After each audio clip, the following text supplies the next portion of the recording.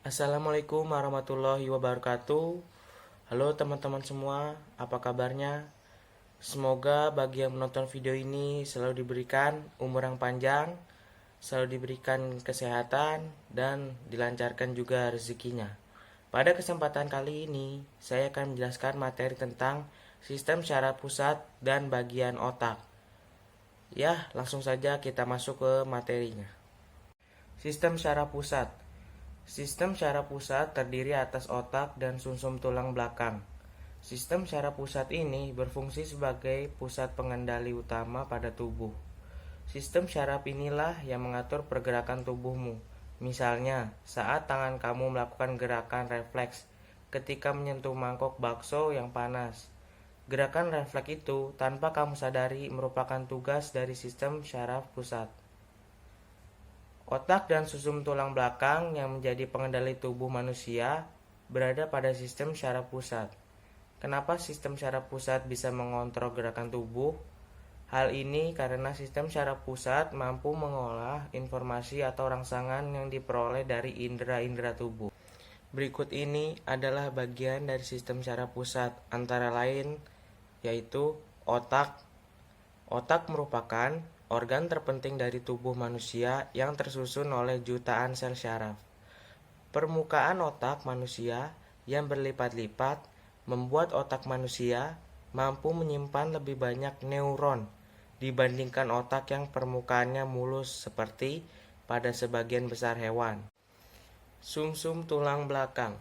Selain otak, sistem syaraf pusat terdiri atas sumsum tulang belakang.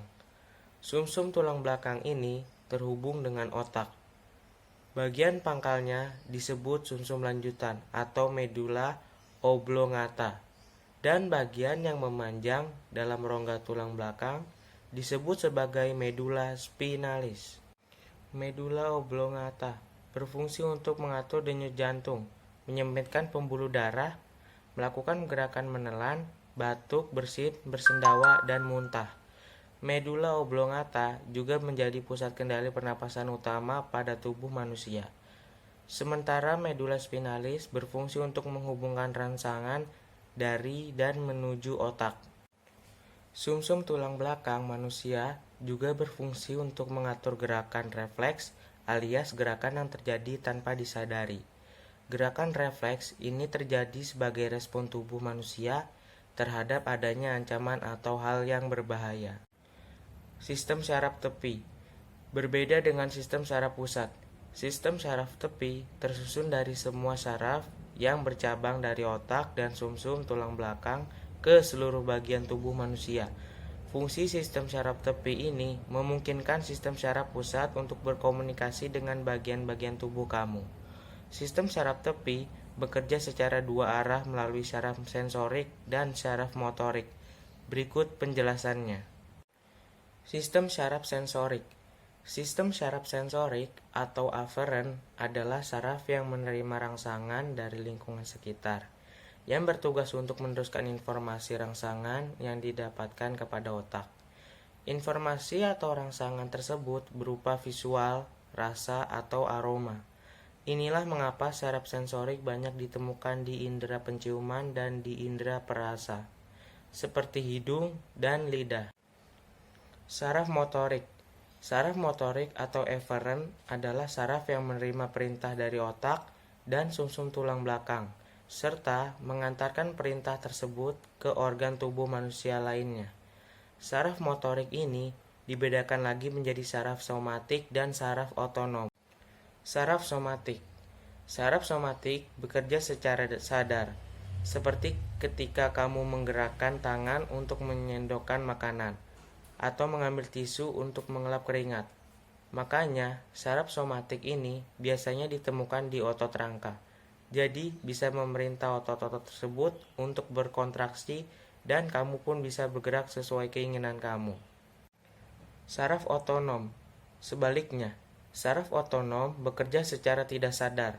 Saraf inilah yang mengontrol kontraksi paru-paru kamu agar tetap bernapas setiap saat. Saraf otonom juga bertugas mengontrol sistem pencernaan kamu agar dapat mengolah makanan yang masuk. Maka dari itu, saraf otonom ini banyak ditemukan pada otot polos, seperti pada organ pencernaan, otot jantung, dan kelenjar.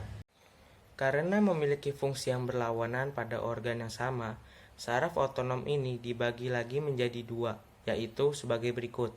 Saraf simpatis. Saraf simpatis adalah saraf yang mengendalikan respon tubuh kita pada saat kita berada dalam keadaan bahaya atau yang biasa disebut keadaan fight or flight. Misalnya, saat ada anjing yang mendadak muncul di dekat kamu, maka saraf simpatis akan mendorong kamu untuk bereaksi, entah bersiaga untuk melawan anjing tersebut atau fight, atau lari menjauh dari anjing tersebut, flight. Saraf parasimpatis.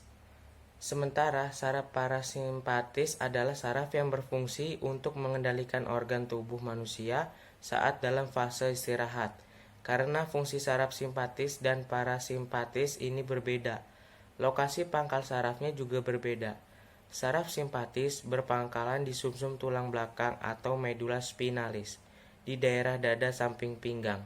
Sementara saraf parasimpatis berpangkalan di medula oblongata, yang lebih dekat dengan otak. Ya, itulah ulasan materi biologi kelas 11 mengenai sistem saraf pusat dan bagian otak. Bagi yang menonton video ini, jangan lupa di like, comment, and subscribe.